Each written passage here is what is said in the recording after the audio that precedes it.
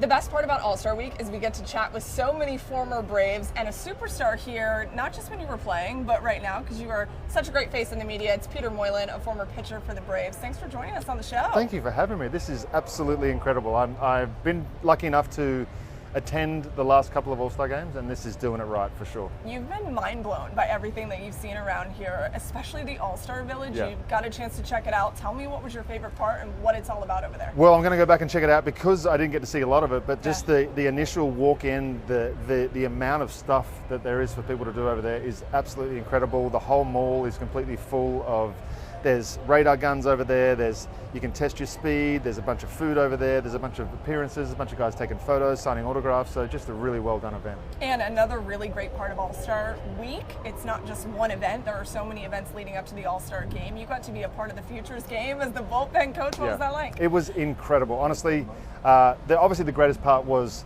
being in the clubhouse again with Chipper and Tim Hudson and Andrew and you know, Nick Markakis and all these guys, D-Row. Yeah.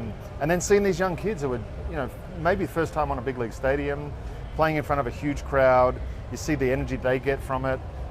It's a really good opportunity for a lot of those guys. We're going to see at least a handful of names this year and more than a handful in the next few years of those guys that played in that game be in the big leagues as soon as, probably, as I said, this year.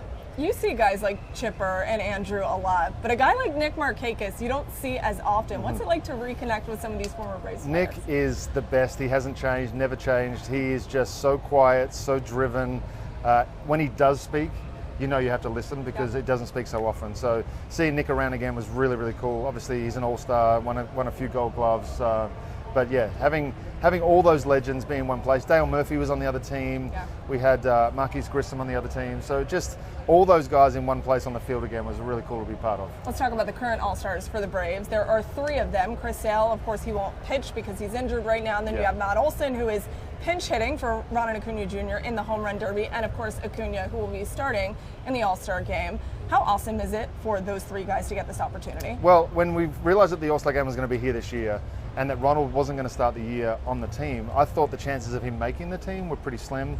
What he's done on the field this year has been absolutely incredible. Obviously, he's now not going to be in the Home Run Derby, but the fact that he gets to run out to right field in front of these fans on Tuesday is going to be a really, really cool moment for not just Braves fans, but for Ronald as well. What do you imagine the opportunity will be like for Matt Olson, a kid who grew up in the suburbs of Atlanta, and this is his home ballpark just like Ronald's, but it's another level because he's from this area. How awesome for Matt. Well, I'm not sure if you heard the story, but he tells a story about how him and his dad came to the 2000 All-Star game. So now, move forward 25 years, he's back there representing Atlanta, not only in the Home Run Derby, but making the team. And it was so quiet that the year that he had, it was a little bit inconsistent to start the year. Yeah. He's really turned it on these last couple of months, so well-deserved All-Star, and to do it here, just a huge opportunity. Beyond the All-Star game, this current team has had its fair share of struggles this year. It's kind of been a roller coaster ride for this team. You've watched it firsthand very closely.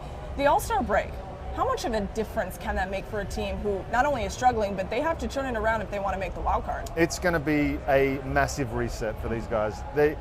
The grind, you hear people talk about the grind all the time. It's so real, and especially when you're struggling. You just show it to the field, you're trying to do everything you can to turn it around.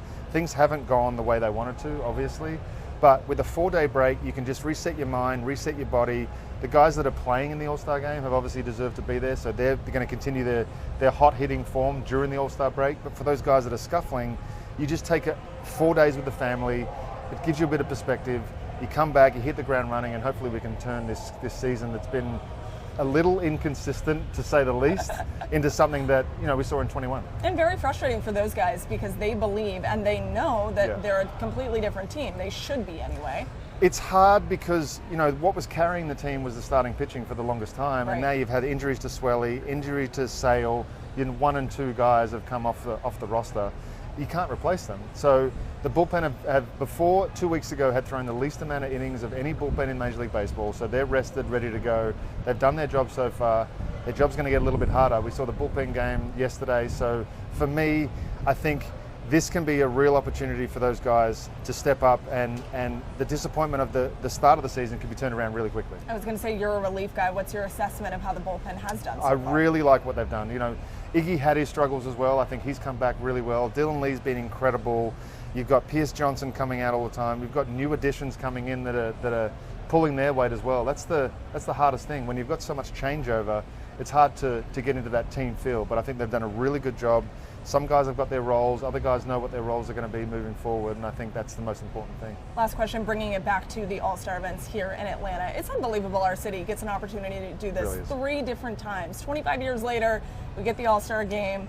How cool is it just for the city to represent? It's so cool. It really is. You knew Atlanta was going to do it right. Yeah. And I think these fans, they're some of the most passionate fans that, I've traveled the country, I've seen all the fans from all the teams. Yeah. Atlanta Braves fans are as passionate as get. And when teams are going good, they will follow you. When teams are going bad, they're still going to follow you and they're going to let you know you're doing bad. So this is just a great experience for everybody. And if you haven't planned to come down here, please come down and just be a part of it. Even if it's not during the game or the home run derby, see the village, see the battery. It's as good as it's got to get. It reminds me of the World Series 21 when this place was just rocking. It's a very similar feeling. It was unbelievable. I was actually here looking over at all the sea of fans. I feel like it's going to be a little bit similar on Monday and Tuesday night. Peter, thank you so much. Appreciate it. Looking forward to everything with the All-Star game. Thank you.